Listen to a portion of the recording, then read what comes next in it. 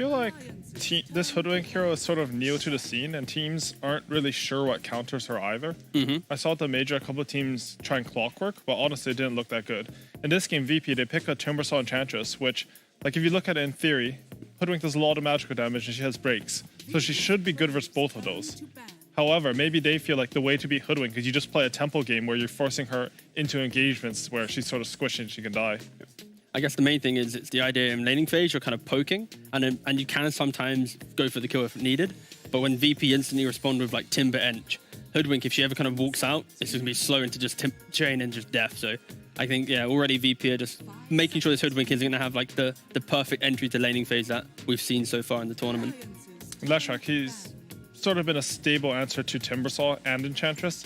Just magical damage that can kill both of them. Oftentimes when teams run Timbersaw, to be honest, I didn't expect DM to get Timbersaw. I think it was banned versus him pretty much always, and he spams a lot in pubs. But Leshrac's one of the mid heroes that, or even offlane, as soon as you get level 6, you can go to Timbersaw's lane, and if you have enough disable, you'll eventually kill him with magical. I guess the interesting thing right now is Alliance. They've played at the major Leshrac in position 4. It didn't work out that well, but then they bounced back and suddenly threw it into the mid lane. So I think for sure the flexibility of Leshrac for Alliance still needs to be respected potentially, unless that was just kind of a major idea that they've already kind of put to bed potentially.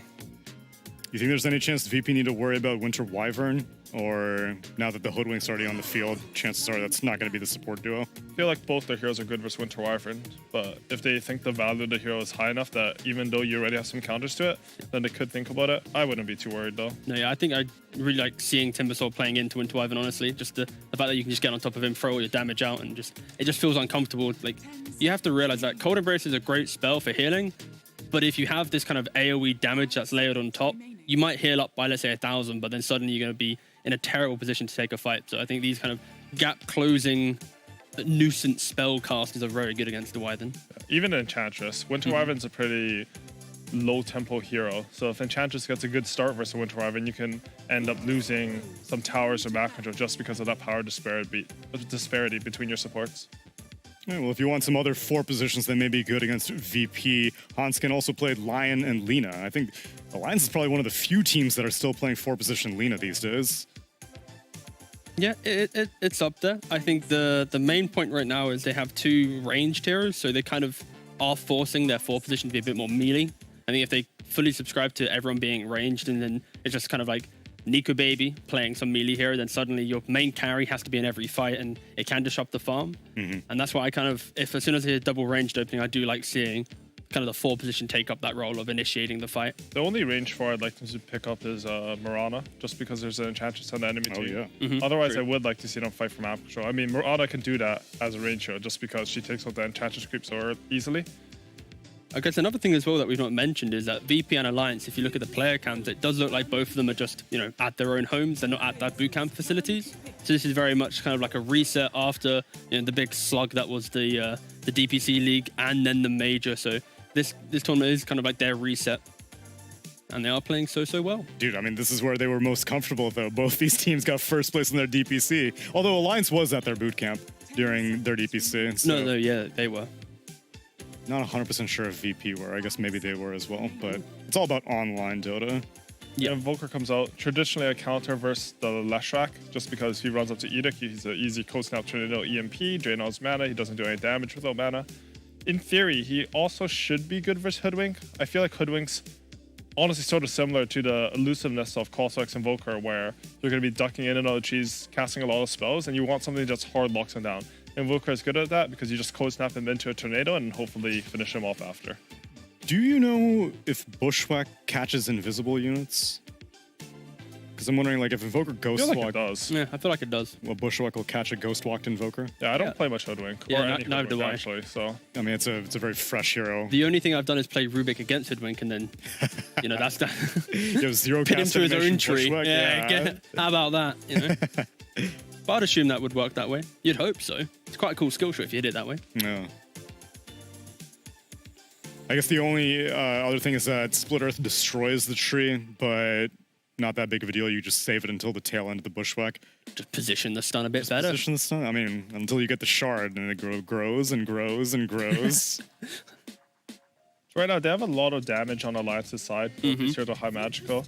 I think it's basically what you said, where you want something to... Oh, wow, Dark Willow. they actually go. Okay. So in that case, with the Willow, is that Willow, right? That's Willow, yeah. Okay, so then it's going to be like some Tidehunter, it has to then be like one of the biggest offlane heroes that can just stand up in front to kind of cushion the fact that you have 3 heroes that are playing behind. I don't understand the Willow pick, though. I don't understand why they want Willow when they already have so much magical damage, and they need heroes that run in or set up fights for them. Okay. Dark Willow can sort of do that, but it doesn't make sense for me. Sort of like just overlapping what your lineups are really good at. And you can see Virtus.pro, they've already realized that since Alliance have picked these squishy heroes, they just need a hero that catches them when they run away. They already had Invoker for that, but now they're going to add the Disruptor. Disruptor pretty much means that Alliance are forced to stand and fight in every sort of engagement. Otherwise, you'll be giving away a +1 due to Glimpse. With Mars getting picked up kind of justifies the Willow, but it seems like an odd second phase combo to go for. It's usually like a first phase opening. No, this is fine for the idea that they now have so much magic damage that they are going to be able to take these earlier fights, and if they break down the map quick enough, Leshrac will unlock the towers, and these 4 heroes will enable a lot of space for Nico Baby just to farm behind. Because we're assuming here Leshrac is just going to be the mid lane. So I like the idea of it, but it just puts a lot of emphasis on when VP gets the BKB timing on their carry, it is going to be like the perfect duel of carry v carry. Do you have the better matchup? And Alliance doesn't have last pick, so they need to make sure their carry isn't going to be like instantly hard countered. And these 2 bans, it is so critical. They ban out the Wraith King to start with. Mars is a decent pick. It's a hard lockdown for the Invoker, and it allows you to frontline. Mars is traditionally good against heroes like Centaur, who want to use like their mobility to run around. You just arena them, lock them down. It's similar against Invoker. I'm assuming this is going to be a Quas 6 Invoker. I saw an XR Invoker yesterday. Wasn't that impressed. I also think that crap, I had something to say, but I forgot. Do you got back to you? Fine, back to me. Yeah. VP Disruptor, pretty cool hero. Pretty cool. Thank you. Okay, fine. Here's my Back question. to you, Tsunami. So you're saying that whenever the BKBs come online, then it's like a carry v carry kind of thing. I think that even whenever the pipe comes online for either the Timbersaw or the Enchantress, which we've seen like a lot of Enchantresses build pipe, Alliance are probably going to struggle to actually finish someone off, even though they have quite a bit of magic damage, I feel. That's a really good point. That was the point I was trying to make before my brain let me down. Nice. No, that's okay. I'm in your brain, Aoi. I think I stole your Timbersaw thoughts. this game, he should build Hood and he should build another Cloak because they literally only have magical damage. Like Edict and Mars. Wait, you wanted to build Hood and Cloak? Yeah, he should get Hood and a Cloak. They have no physical damage right now. I mean, they'll probably pick some physical under carry, but we'll see. But I think this is honestly fine from Alliance, because like when you look at VP's lineup, what is their early game damage? You know, Timbersaw is this soak and he can be annoying, but like Ench, Invoker, Disruptor, they're kind of like enabling heroes. So I feel like it doesn't really matter if Alliance are fully subscribing to this idea. Isn't Timbersaw really high damage early? But it's like 1. That's what I meant. It's like Timbersaw Okay. and I then think the like their early map control is really good with Enchantress, Invoker, Timbersaw. Yeah, I think the main thing is like Alliance, all they have to do is like if Timbersaw stands up in the front line, which he will be doing, no one else walks up front, right? It's always going to be Timbersaw. If he gets hit by an arena, into then Bedlam, into all these other spells, he will just die through a Hood. So I think that's why Alliance are picking with confidence. They get a Glimmer Cape earlier and Enchantress. I don't think Timbersaw should be killable this game. At least not for the first part. All right. Typically Timbersaw, he gets... Like, if your goal in the game is to burst Timbersaw through magical damage, like, you can clutch it and make it happen, but it's a pretty hard execution. What's the carry, though, for Nico Baby now? Jugs banned out, Morphs banned out, Void. I think they need physical damage. Yeah, they do. They do have some, like, objective clear with Spectre still available? Yeah, they could just go for, like, a casual Spectre. Yeah, Spectre's been performing pretty well against Timbersaw. Yeah. This tournament exactly. and at the Animajor. I could see something like that working. And It is a bit low damage, but... Well, they have so much damage early on. Their damage is easy to itemize against, though. Like, damage as a concept, high damage is good because you can't itemize against both types at the same time. Like, if you have all magical and they build all magic resistance items, then you won't outscale them. There's a Spectre. Very cool. It's pure damage. And instant Terrorblade from Virtus.pro. I just love the fact that these drafts, it's like VP, it's about Timbersaw up front. Can he tank through everything? And then you have the supporting cast kind of keeping him alive and moving around. And then Alliance is like they want to move around this arena and just take big kind of crushing fights where the Haunt comes in. It's like a lot of give and take within this lineup. And I kind of prefer Alliances just for the fact that I think VP will be surprised by how quickly Alliance will look to take fights. I think Alliance has to outplay VP to win this game. I think You have to be very clutch with your spells in order to get past the Timbersaw and kill Terrorblade. I'd much rather play VP's lineup this game. All right, hear me out on this. All right, we're listening. Mage Slayer Terrorblade. You didn't even let me finish. Mage Slayer. I said the word mage and you already said nope. You have to be able to lock on a hero to buy Mage Slayer. That's how bad the item is. And that's why Mage Slayer on Spirit Breaker is sometimes viable. Really? Okay. Yes. Duly noted. I don't like. There's literally no physical damage on the side of Alliance. I feel I thought your hood cloak idea was preposterous, but now it seems pretty damn good. If they can split up the fight, you have the Desolate to do the pure damage to kill Timber, and Spectre has performed well against Timbersaw this tournament, so maybe. But there's just so much of one type of damage. I don't like it. Just to update, I have been told by someone that Bushwhack does not hit invisible heroes. No. Therefore, we can close out our panel with a PSA about Bushwhack. Works for me. Send it over to the casters, Lacoste and Suns fan. Thank you, panel. Amazing segue as always. Very professional panel over there as they stare at me with, T-Governor's actually approaching us, so we have to look away now. Sunsan here with Mr. Lacoste. Hello. Give you Good high sir. five. That's Yeah, right. good to be here. You know, just enjoying my time with you, Suns fan, on the microphone. Let's see what they got. Virtus.pro. Why do you sound so sarcastic when you say that? So yeah, Virtus.pro, a lot of early base damage coming up from the Timbersaw. Enchantress focusing on the lanes. TB, if he does not have a good lane, can always go back to the jungle. Panel discussed about how Spectre does really well against the Timbersaw, and it really shows. I was really not expecting that it does so good, and it does. Apparently it does. And you were actually calling for a Lifestealer this game for VP, but they ended up going for the Terrorblade instead. What are your thoughts on... I mean, this is the hero, this is the carry of the patch, it feels like. Yeah, For some reason, it feels like it always gets through as well.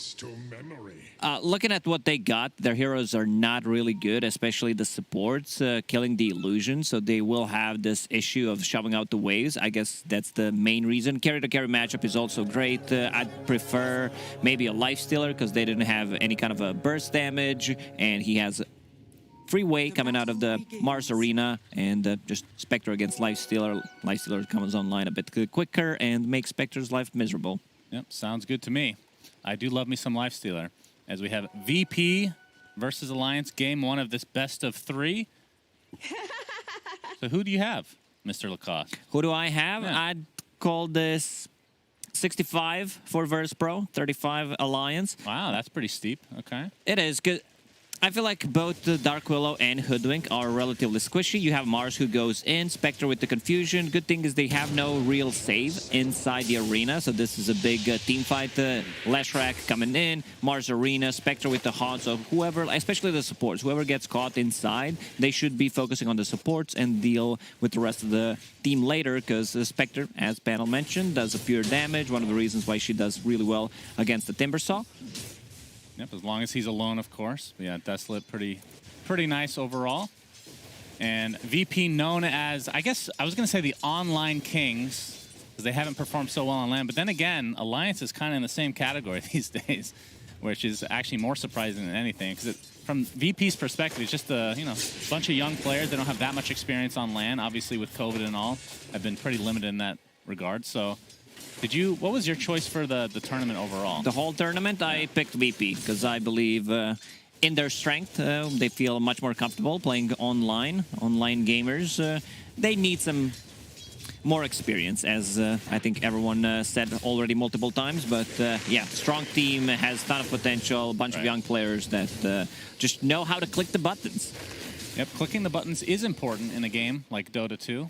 Are there any games that you don't click buttons and that being important? Maybe chess. Online chess, though, another story. You also need to click the buttons, yeah. That's definitely true. All right, so very early on, you can see that Mars is actually the top CS right now. So S4 having a pretty good time down here for now. Nightfall basically trading, as he now is in his meta form, so should be getting the advantage there for now.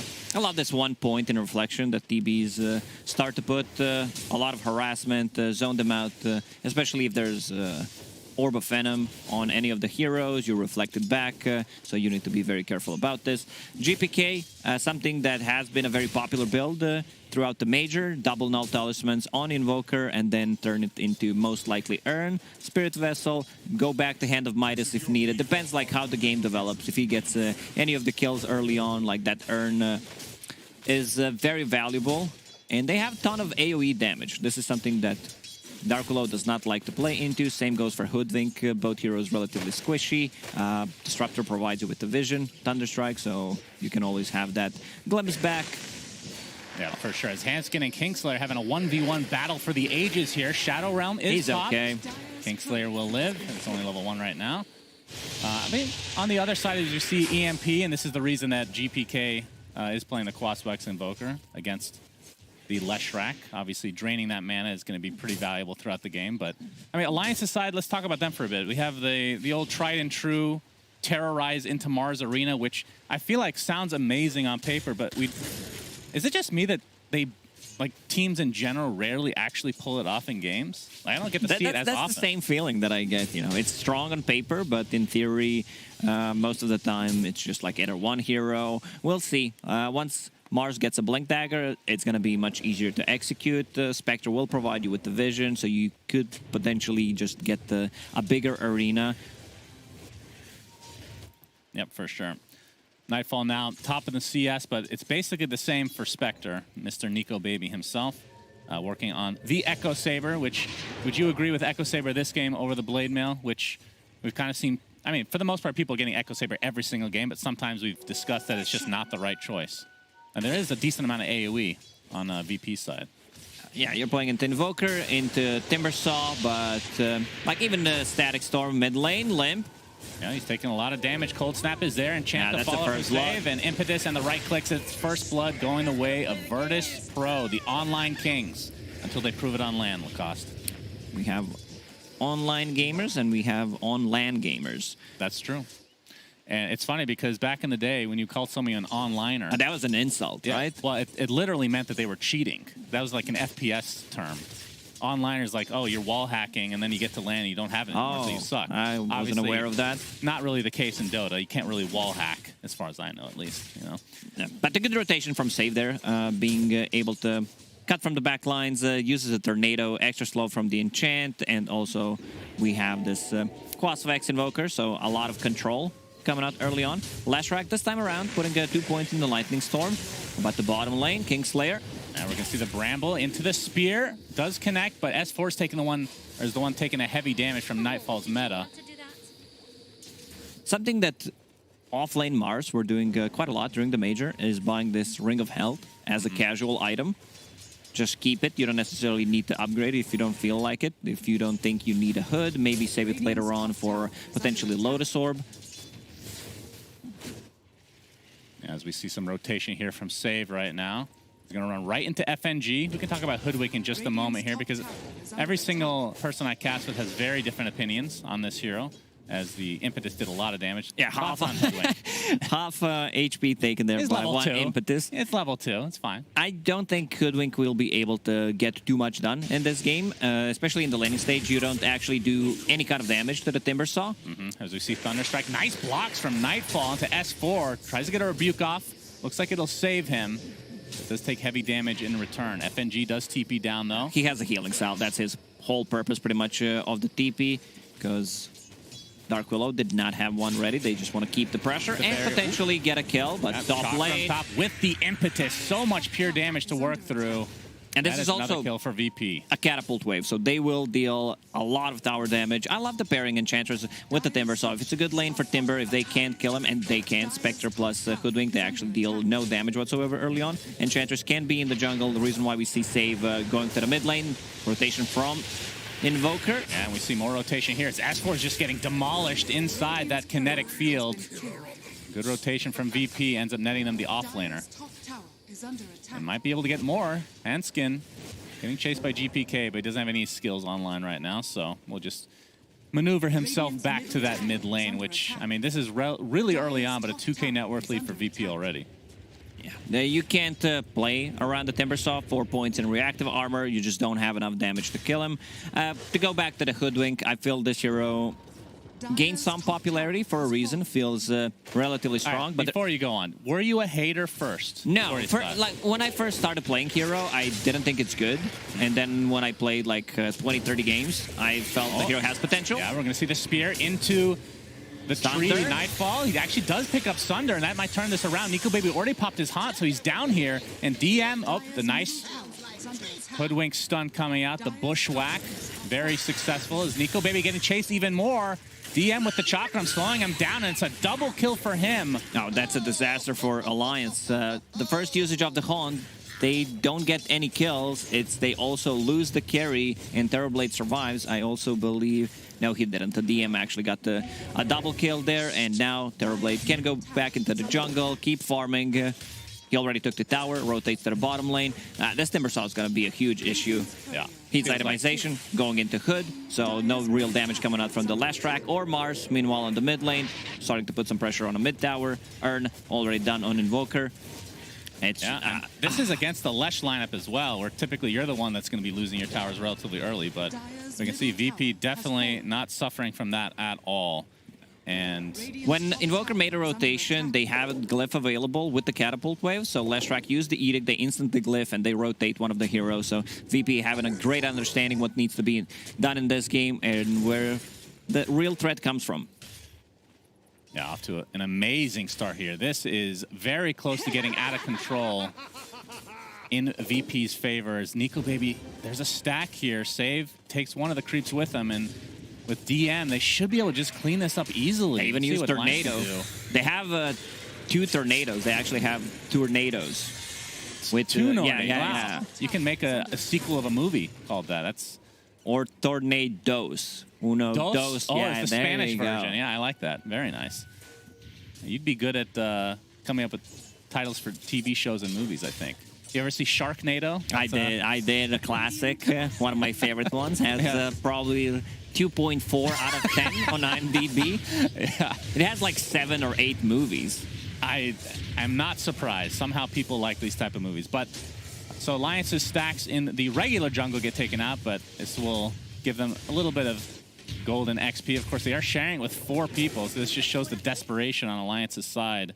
And, I mean, from their perspective, what do you need to do? Leshrac needs to find an opening to get some towers, I would assume, to open this map up a bit. Yeah, I want to see next rotation to the bottom tower, be able to kill it. Right now, they have no vision whatsoever there, and the one ward is scouting things out, so any kind of TP rotation that is not a smoke rotation will be scouted out. The Glimpse level 2 should be enough. Into the kinetic field. GPK, he comes in on top of a Bramble, gets done with the Cursed Crown, but it's not going to matter. So much damage from the EMP, and another death for Nico Baby. This is not what you want to see if you're an Alliance fan. Definitely not. And also both supports for Alliance, level 4 and level 5.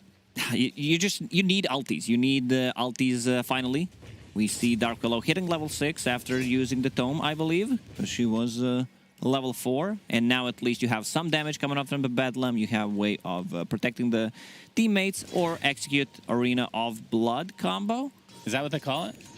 There's no blood, though. It's just Arena, and it's a nightmare, essentially. It is. Arena of Blood is the official name of the spell. No, I meant we need to call that combo something. Oh, yeah. The Arena of Terrorize, or something like that. Okay, Shadow Realm inside the Kinetic Field Static Storm combo. He's ticking down really low with the Spirit Vessel applied as well, and just to make sure he dies, the Glimpse. So 7-0 VP. I love this new build on Invoker. Double Null, as we mentioned, going into Spirit Vessel to have that extra damage. No one is tanky enough to survive through the Spirit Vessel charges, and going back to Hand of Midas, so you scale, possibly gets either a Boots of Travel or straight into Aghanim Scepter. You don't have that many stuns. They actually don't have any stuns, but yeah, still, Cataclysm is always going to be a big threat. You need to move around the map. Maybe Kinetic Field could potentially hold them in place for it. Yeah, it's kind of cool because I feel like this is a newer thing that we've been seeing, especially at the Animajor, where... Oh, yeah. I've been seeing a lot of different builds in the Season 2. Like Hand of Midas Rush into Witchblade, into Boots of Travel. Not a fan. Yeah, sounds horrible. If it works, though. You know, it's all it about never the works. That's the problem. Well, okay, then that's garbage. But this allows him to have a presence early on. Obviously, the Spirit Vessel is going to have value overall, but allows you to actually gank people, and then in the same time, you get the Midas. It's not just about the money. I mean, attack speed on him with the Alacrity is really good, but the levels is the biggest It's about thing. the XP, exactly. Getting those points in Exert, because you start with Quaso X, and you want to have that Cataclysm as soon as possible. DM going into full pipe. Once he gets that pipe online, there's literally no damage. Alliance nullify the ulti from the Hoodwink, from Dark Willow, like Lashrak as well. Lashrak also struggling a bit. I want to see what the next item for the Lash is going to be. I'm not a big fan of Boots of Travel into Yules anymore. I believe you need to be able to tank up, get Kaya Sanj as the next item, possibly even like a BKB. Would prefer if it's a Kaya Sanj. Just We've been seeing a lot of Eternal Shroud on Lesh. What are your thoughts on that for the hero? I think you need to skip Yule Scepter. Eternal Shroud into Kaya Sanj seems fine. Okay. Well, does have But the against Yules the in Spirit place. Vessel, Eternal Shroud, like you don't get as much HP back as you would want to. Yeah, the Yules does set up a lot of stuff for them, though. They don't really have a ton of like instant lockdown without like a Blink Dagger on Mars, which looks like S4 is still working on right now. Does have, his farm is just really, really not good at the moment. But if they can find a gank here, a successful one at least with this smoke, this could help turn things This around. could be potentially a first kill for Alliance. Like, you need to get that one on the board. Very important for the team sure. morale. Sentry comes out.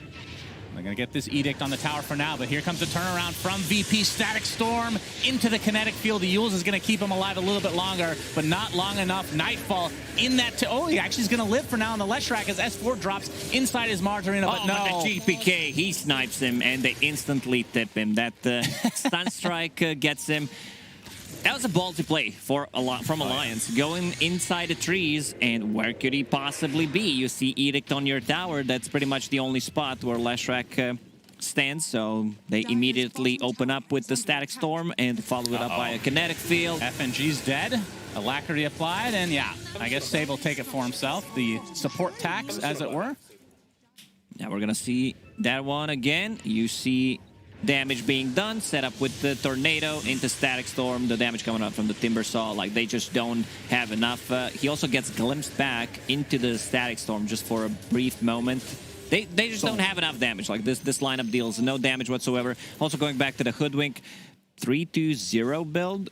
When you play position 4, position 5, you don't put more than 1 point in the Acorn shot. Yeah, maybe the reasoning here is because I mentioned they don't have anyone who pushes the waves that quickly, like both supports. If you want to push out the wave, you need to use the Bedlam plus possibly a Bramble Maze on top of it. Yeah, but it is strange. Yeah, not even a point in Scurry. The Bushwhack, that's typically what we've seen completely maxed out first, and like you said, the value level of Scurry, just to be able to walk through the trees is kind of a huge aspect of the hero itself. But yeah, choosing to max out Acorn Shot, which... Again, like if you were playing a core, not that we see this too often, but a core Hoodwink, then... Sounds good. Yeah, that's what you would want For to a get, like a support, Maelstrom or something. not a big fan. Same goes for Dark Willow. She's maxing out Shadow Realm instead of the Bramble Maze. They have a ton of damage. Static Storm, anything from Invoker, Timber Saw. So the value that you get from Shadow Realm in this game is not too valuable. All Just right, reducing the Lacoste. cooldown, yeah. Who for Alliance Gets will the first kill. Yeah, And I know your question. you know me too well. I'll say Nico, baby. Nico, baby. Okay. Yeah. Well, GPK, with the help of DM, trying to find a kill here. Bushwhack is going to connect on FNG inside the trees. Okay, Timber Chain right by him. No vision on him right now, though. This is without Scurry, by the way. Apparently you don't need it if you know all the spots where to hide. I guess so. And somehow Alliance actually avoids death there, but they don't avoid this deficit that they're at right now. 7,000 net worth at 16 minutes. Midas finally picked up now, like we talked about before on the Invoker. So I feel like things are just going to snowball out of control now in VP's favor. I mean, once this Blink Dagger comes online for S4, that is kind of the go time. He is a couple hundred away as they do get the Tier 1 tower finally. But this will provide them some initiation, and I mean, it's not the true Wombo combo, but if they get the Terrorize, that could have pretty big implications on the fight. It could, yeah. They need to be able to initiate. Blink Dagger is done, no TP for him. So let's see if they defend this Tier 2 tower. DM already cutting down all the trees, so they know that Hoodwink is not there. Finally, Hoodwink has a point in Scurry. Okay. But the tier 2 tower will still fall. And maybe don't take Scurry against Timbersaw. He just cuts down all your trees anyway, right? Maybe that's the thought process. It's not a good Hoodwink game to start with. You have Leshrac, who can cut down the tree with the Split Earth on top of it. You have Timbersaw as well. So not too much value from it. Limp buys Boots of Travel in the end. Yule Scepter, Boots of Travel. Problem is, TB melts you. You get close to him. If you're not tanky enough, you have 1200 HP. We've seen yesterday, Carl, his Leshrac, not even putting any points in the Lightning, just being able to take the stats, tank up. I like that quite a lot more.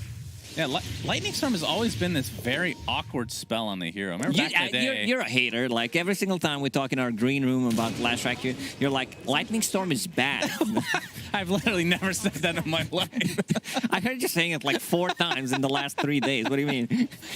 It's just the wording was different. You're pulling a Jenkins right now, just creating a false narrative. You've been hanging around with that degenerate for a little bit too long, I think. It's FNG in the trees again here, as there is a sentry spotting GPK, but he's going to be just fine. I mean, what from VP side, it feels like they're not really in a rush. They know that they're out farming Alliance.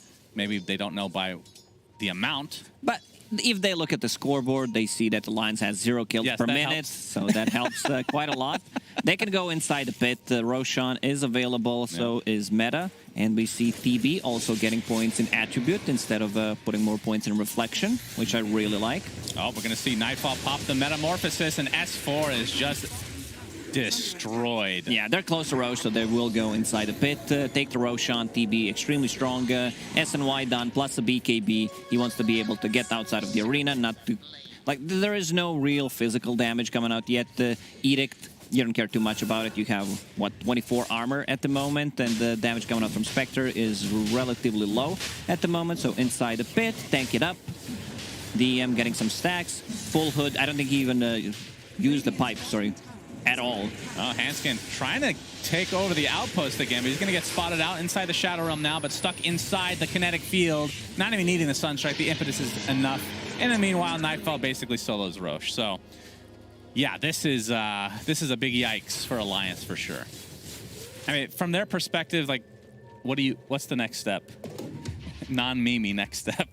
Non-Mimi, Spectre has a Diffusal Blade coming, so that's going to be some damage, especially on the supports. I'm thinking that they're in a rough spot, you know. You don't have to be an expert to check the scoreboard and see that they have 0 20 minutes in. Is this deceiving, though, the scoreline?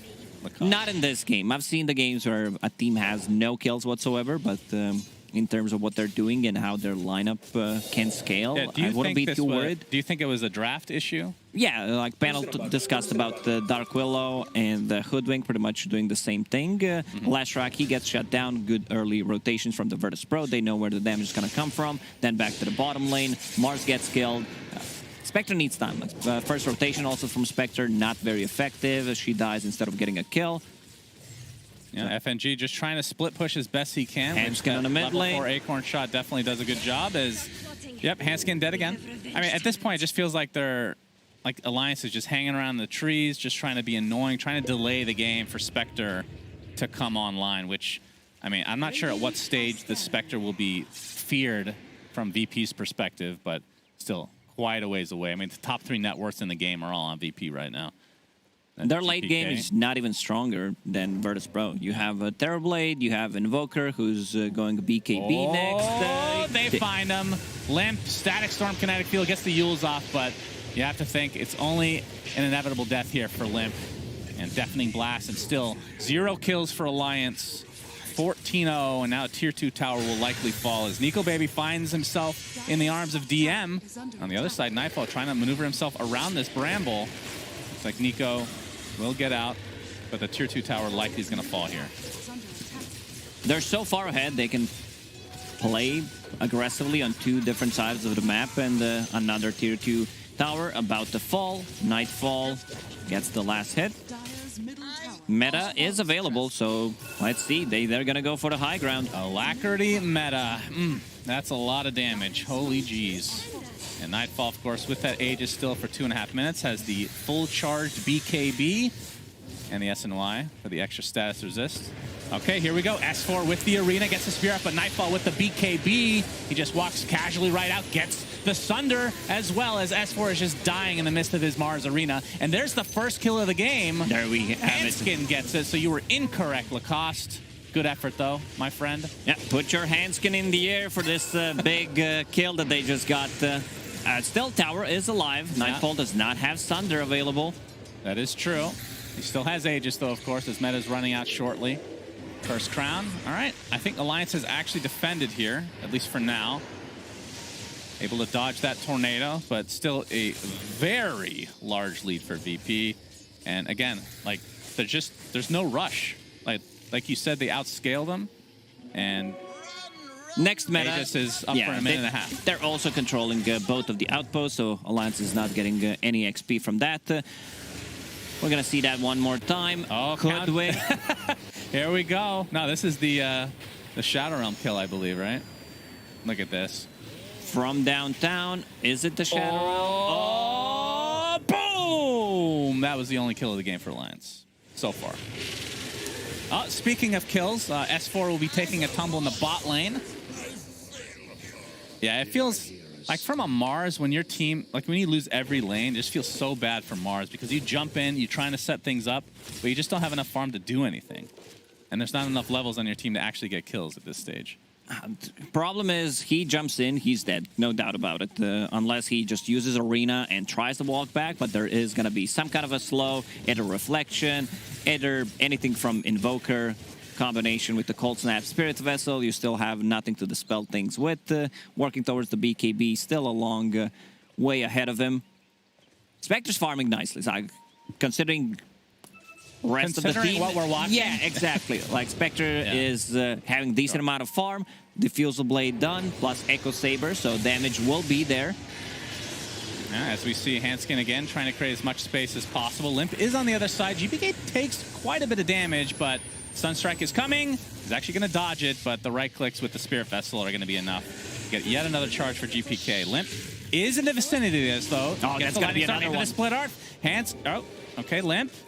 Another Lightning Storm to go. All right, Lightning Storm's a great spell, Lacoste. As we're going to see the Rebuke miss, but break applied to Enchantress for now. Gets the heal off. There is the Arena with the Spear. But on the other side is Nightfall. Gets the reflection off S4, attempting to TP out. But that damage from the Impetus is yet again going to be enough. FNG. All right, they have some high ground wards here. The Tinker wards, as it were. Looks to be safe. This is something that I noticed Jin Q does quite a lot whenever he plays Hoodwink. Just puts the anti-Tinker ward save. We'll find in Courier. One more vision. impetus. Oh! Wait, what? GPK managed to snipe him. Easy clap. He gets tipped. Oh, man. Yeah, even FNG, you know, respect it. He knows exactly where he's going to TP, double-click straight into the Alliance Fountain. Finds him in the end. So, yeah, GPK was thinking about getting a BKB. Doesn't feel like he needs it at the moment. Gets the Aghanim Scepter, has Boots of Travel queued up to be able to outpush the wave and possibly set things up. The reason why I'm not a big fan of Leshrac Boots of Travel, especially in a losing game, you get Yule Scepter and Boots of Travel. Yeah, you have move speed, but you most of the time stay for that one extra wave and they punish you because you want to get the value out of the item. It actually goes to the Lightning Storm damage talent as well. That's kind of cool to see. Oh, the tornado just barely clips him. Cataclysm. It's a cataclysm, actually. The Yule's going to keep him safe for now, but no. Not so much, actually. He takes a meatball to the face. And yeah, this is a beyond shellacking right now. Beyond shellacking? Is that... well, I haven't... We have to wait till the end of the game to get the official rating. This might have a mustache on it. I'll just say that right now. Okay. Gaben's watching. 20-2. The game at the major that I cast that was the top hat Gaben shellacking was 3 kills overall. Or I even forget what team it was at this point, but see if they can break that at least. As we see Timbersaw's working towards a shard, so that just gives them extra push potential. What a cute little play. What happened? Enchantress used Glimmer Cape on Dark Troll and now gets initiation with the instant. Oh. As FNG dies? Okay, it happened. Nightfall, in the meantime, has his Crystallis. going for the Daedalus. This is pretty much the typical build we've been seeing from basically every Terrorblade. Now, just get a bit of a status resistance. Scotty, the best item pretty much you can get. Some damage, some from Daedalus, and then going into Satanic. So we see a lot of saves coming out from the TBs once they get that Satanic. They use Sunder into Satanic. Both heroes full HP. Roshan may respawn in 2 seconds. Let's see when it's going to spawn. Minute and 40. Okay. So if Virtus.pro just wants to play it safe, they can keep doing what they're doing right now. Push 2 waves. Potentially kill one of the heroes that is split pushing and then go inside the pit. Right now, Nightfall scouting things out inside the pit with his illusion to see whether Roshan is alive or not. Yeah, how about the high ground defense for Alliance? Like we talked about with the skills that they've taken and the talents that they've chosen to go down. They can kill waves really fast, but how is their actual high ground defense once VP gets there? Not great. You have Lightning Storm, potentially, like... Maybe if you get the shard on Lesh? Sure. Spear back into tier 4 towers, into Bramble, into Hoodwink ulti. Break mechanic, good, decent against the Timber, not the greatest. Mars, he's in. Yeah, he sure is. As for That's the a Terrorize combo. onto 3 heroes. Cataclysm to follow, though, as Nightfall is just beating the crap out of everybody in that meta BKB form. Kingslayer was the first to fall, so Alliance with another kill. It's going to cost him S4. And Nico Baby doing a lot of damage to GPK, but Nico Baby just getting kited now. And the impetus looks to be finishing him off. And now Alliance on the run without the position 1 Spectre. Unfortunately, they do not have a glimpse available, so their chase potential is not as strong. Alliance didn't know when Roche was spawning, so they try to go for the play. They get 1 kill again on Disruptor. I love that Disruptor is going for Ags this game. He's preparing for the late game, so there are not going to be any BKBs. They have a good way of setting things up with just either a glimpse or Tornado from Invoker. FNG just, I guess, wasting time here. He took the outpost after the minute mark, so wasn't getting that XP. But, GPK. Lamp, making use of that boost of travel. Split Earth is there with the Pulse Nova to follow. DM in the vicinity, though. They're going to be able to take out FNG very quickly. Now Limp, extremely fast and on the run. Now GPK is going to find him. BKB available in 13 seconds. Yep, still chasing right now. Looks like GPK still taking some damage, but now Limp finally caught out. And with DM, he has the flamethrower on top of all this damage. They find yet another kill. Now, is this more of a delay tactic?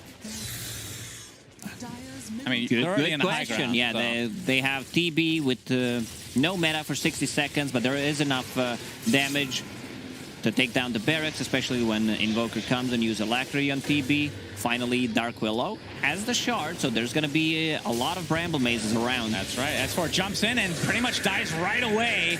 And there you see the Terrorize combo. It looks good on paper. In reality, maybe not so much. But when you're down this much, of course, things are going to look a little bit more lopsided.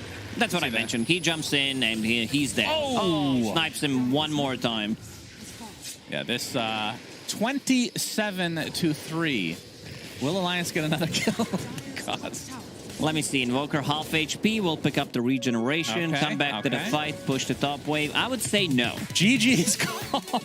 Great call. Thank you. Thank you. So, okay, this was a top hat Gaben shellacking. Gaben in a top hat shellacking. Yeah, it was a great performance from Virtus.pro. From the start, the rotation to the mid lane, enabling your Invoker. He had an extremely good game, just being able to move around the map with the double null talisman, with that Spirit Vessel, going back to the Hand of Midas. Just some top-tier stuff from Virtus.pro, as expected. Like, they seem much, much stronger when they're playing online, and this shows. Yeah, maybe they need to, when they go to lands, they need to bring, their comforter with them, their pillows, just to make themselves feel more at home. Yeah. Because if they play like this, they would have been like a top 3 contender for the major, I feel like. Yeah, it's just I think they need more experience, that is all. Like, they also didn't do too well at the Singapore major, but for TI, I think the boys will be ready. Okay, that's a bold prediction there, Mr. Lacoste. But let's see what the panel has to say about Gaben in a top hat. I've seen the mustache, I've seen the shellackings, but a top hat here at ESL One Summer 2021, it's happening. Unfortunate for Alliance, we're gonna have to go to a break before we figure out what went wrong for them after this.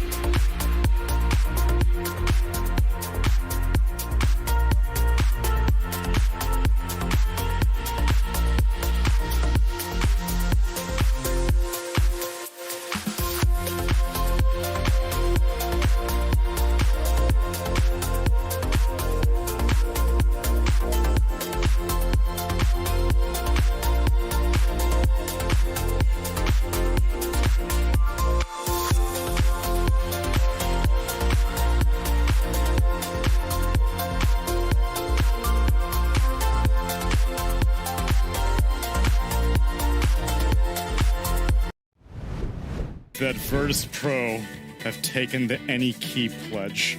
I think that Jordan Nothing Gilbert and Sue Smixley would be very disappointed at them for bullying Alliance in this game number 1. Didn't even have a kill on Alliance until they started sieging high ground on VP. Where did it all go so wrong, Curtis? I think. Oh, No, no. not you. The Okay. draft sucks. Drafts. They should That's the answer that I wanted. You were going to be too nice, T. I had was. to let Aoi be candid. Can I go back to being nice a little bit? No, only if